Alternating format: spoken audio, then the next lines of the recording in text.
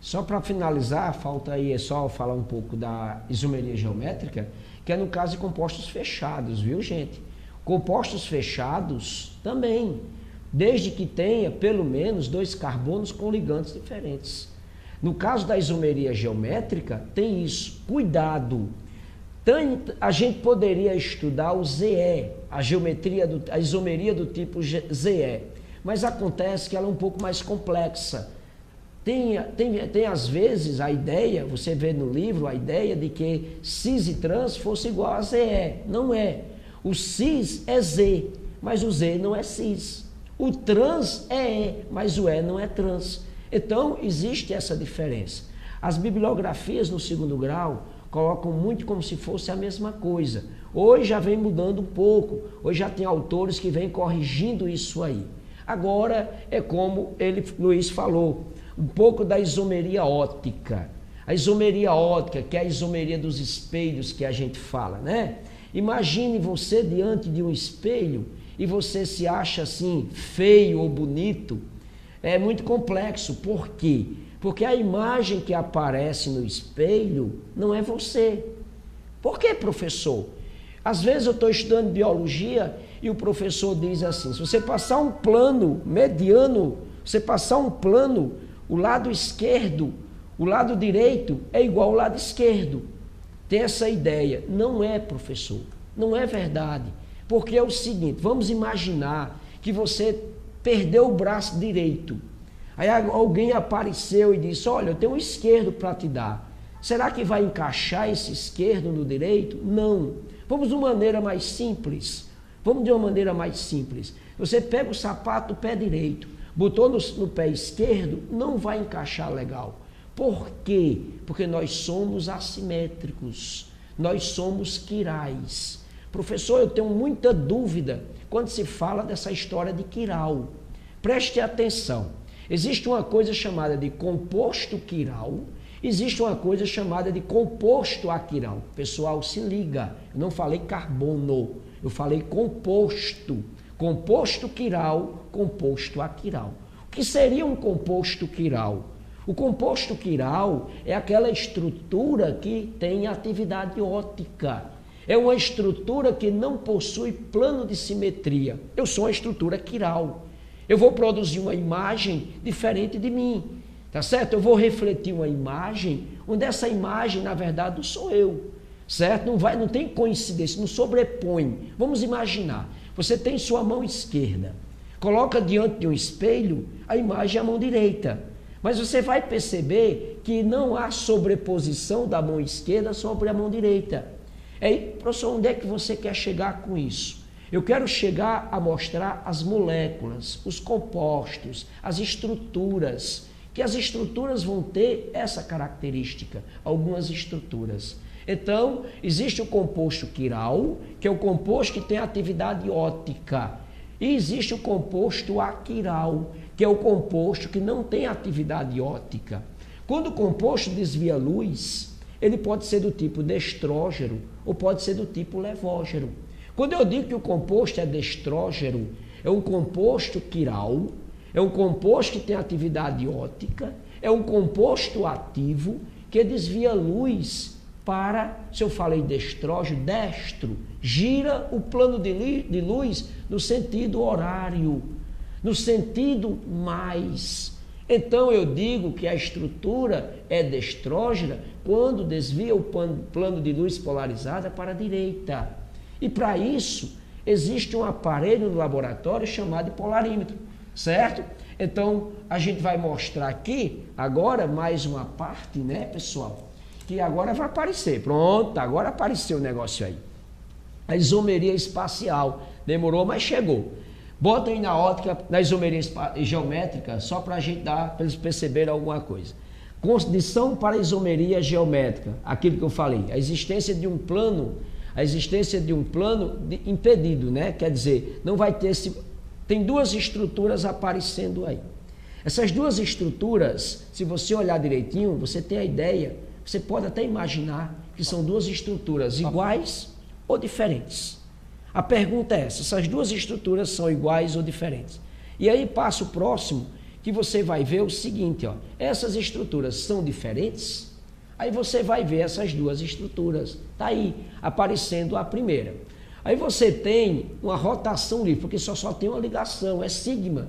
Como só tem essa ligação sigma, você tem uma rotação nesse eixo. Um carbono, um grupo da direita, ele tem uma rotação em relação ao grupo da esquerda.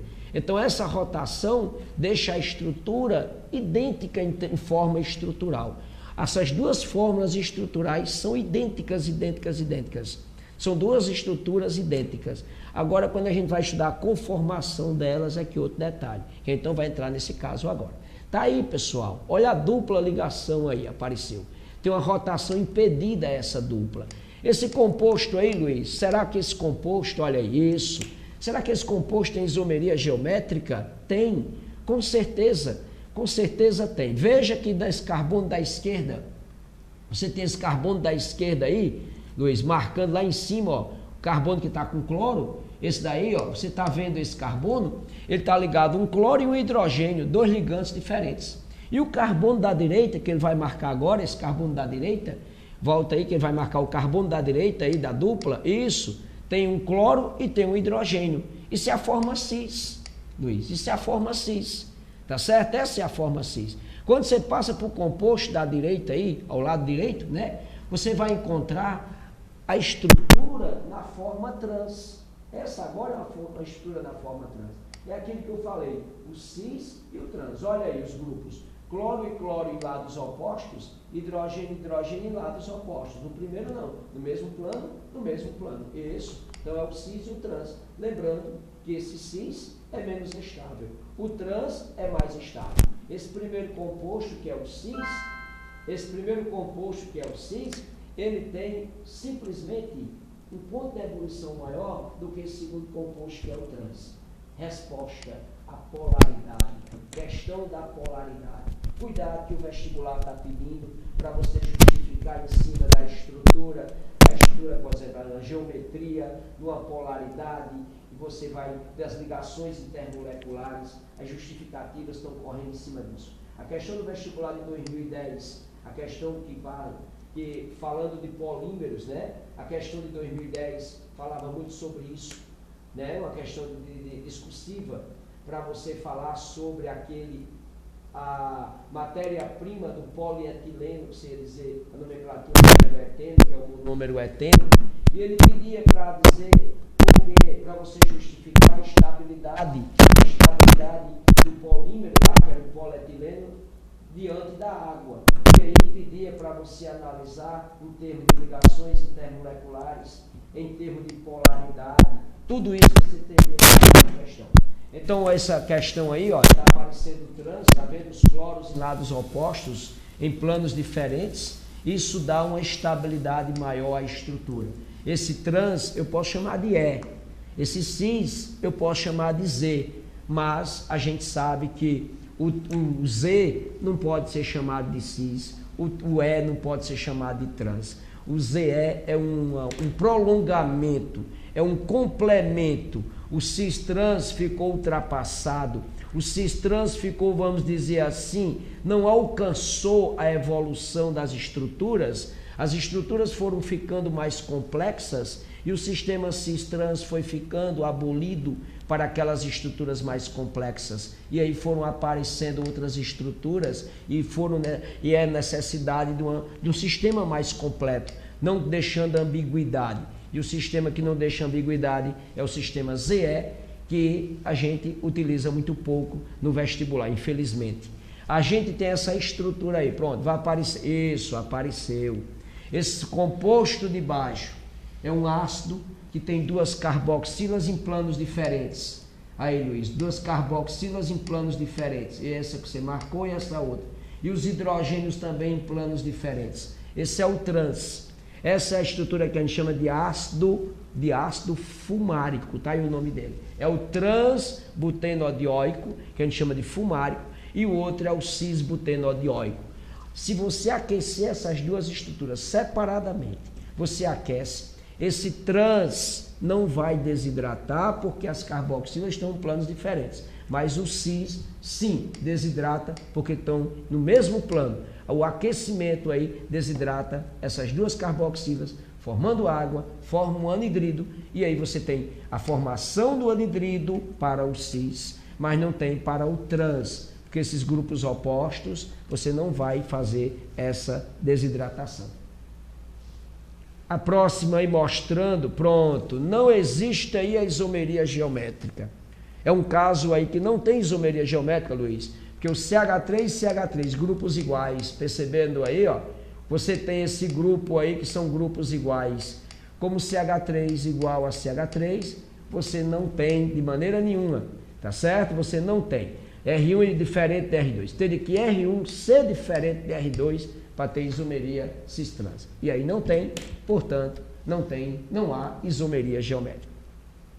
A isomeria geométrica em compostos fechados, olha só, mas há necessidade de pelo menos 2 carbonos com ligantes diferentes. Bromo e hidrogênio, bromo e hidrogênio. Aí existe sim isomeria geométrica. Aí tem isomeria geométrica. E essa é a forma cis. Essa é a forma cis. Pode continuar. Esse é o cis. E aí é o trans, olha, bromos opostos, hidrogênios opostos. E esse aí é o trans. Tá certo, Luiz? Ok, professor. Beleza? Vamos passar aqui rapidinho. Vamos passar. Ver se a gente... E vamos passar no vestibular. Vamos logo organizando aí o churrasco. Agora tem que convidar a gente. Vamos entrar aqui, né, professor César, na última isomeria ótica, para ver se a gente consegue, né, aqui revisar para vocês. É o fenômeno no qual os compostos que apresentam a mesma fórmula molecular desviam a luz polarizada de uma forma diferente, isso mesmo. Quando eu digo de uma forma diferente, pessoal, aí você tem a luz natural, esse aí mostrando aí bem rápido, né? Aí você tem a luz natural. A gente vai tentar polarizar essa luz no próximo desenho aí. Luiz, você quer chamar a atenção alguma coisa de física aí? Só lembrando aí, vestibulando, ó, que a luz, por ser uma onda eletromagnética, né, se propaga em todas as direções possíveis, e aqui seria uma representação no plano, em 2 eixos, né, x e y, mas ela teria, no espaço, ela se propagaria nas 3 dimensões. Então, nós já falamos aqui, para quem acompanhou as aulas passadas, quando ela passa aqui por uma substância, né, que possui isomeria óptica, ela só deixa passar um plano da luz, por exemplo. Ela poderia deixar passar só esse plano que está aí no eixo Y, ou então só um plano aqui no eixo X. Então, aí ele diminui a intensidade da luz. O professor César vai falar isso, e às vezes você necessita isso, por exemplo, num filme, para tirar uma foto de algo que está um reflexo muito grande da luz. Então, para que a luz não entre luz demais e assim a imagem fique ruim, os filmes, né, usa também essa proteção aí com substâncias que possuem isomeria óptica. Professor César. Pode passar o próximo. No próximo rapazinho que a gente tem aí, pronto, aí mostrando, né, a questão quando se usa um aparelho chamado de polarímetro. Você passa aí a luz não polarizada. Aqui vem a luz em todas as direções, está aqui. Não polarizada. Aí você tem um polarizador, isso pode ser um prisma, né? Então, ela só deixou passar essa parte da luz. Isso, aí você tem a luz polarizada. Na química, interessa a partir daí, Luiz. Luz polarizada para frente é o que a gente necessita na nossa aula. É o que a gente necessita para o vestibular na parte de química. Então você tem, após essa luz polarizada, você vai colocar tem um tubo onde você coloca uma solução com uma determinada substância a ser estudada. Essa substância a ser estudada é que se ela desvia ou não desvia luz. Se ela tem atividade óptica ou se ela não tem atividade óptica. Se ela é ativa ou se ela é inativa. É isso que a gente quer saber. Se é um composto quiral ou se é um composto aquiral. Tudo isso é que é importante para a parte química. Ok, vestibulando. Então aqui vem a luz em todas as direções, tá? Passou numa substância que tem um polarizador, né? Deixou a luz passar só em um segmento aqui, tá? O que é que acontece? Isso só ocorre porque a luz é transversal, então diminuiu a intensidade da luz. Se fosse uma onda sonora, a gente não conseguia, porque a onda sonora não é transversal, tá? Então ela não pode ser polarizada, e na física a gente só polariza ondas transversais, ok? Passando para frente. Ok, está aí só representando, onde aí a gente vai aparecer com as estruturas assimétricas, né?